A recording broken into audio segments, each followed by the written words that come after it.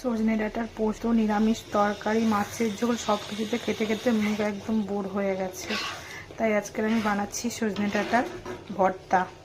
ডাঁটাগুলোকে আঁশ না ছাড়িয়ে যেরকম তরকারিতে দেয় এরকম সাইজ করে কেটে সেদ্ধ করে নিয়েছি, একটু সামান্য নুন দিয়ে মাঝখান থেকে ফাটিয়ে ডাঁটার ভেতরের অংশটা চামচ দিয়ে কাচিয়ে নিয়েছি।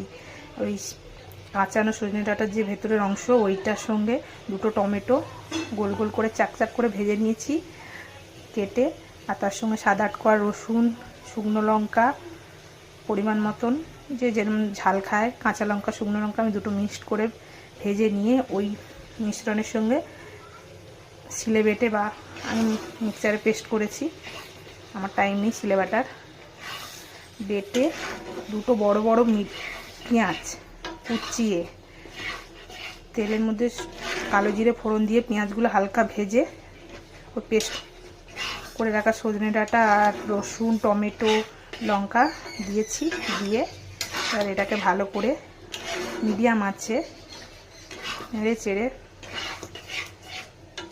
ভেজে নিলেই তৈরি হয়ে যাবে আমাদের সজনে ডাঁটার ভর্তা।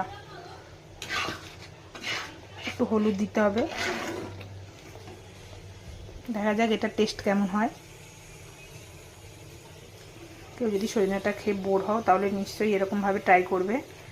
আজকে আমি ফার্স্ট করছি এটা সজনে ডাঁটার ভর্তা। প্রথম থেকে আমার দেখানো হয়নি রেসিপিটা। হয়ে এসছে, আমি 1 চামচ সামান্য চিনি দিয়ে দিলাম।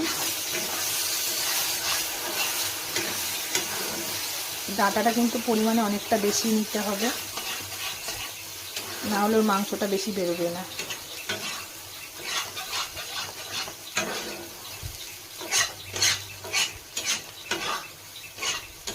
কড়াই থেকে এরকম ছেড়ে যাবে, আমার এটা আরও শুকনো হবে। ভর্তা রেডি হয়ে গেছে, এবার এটা নামিয়ে নেব।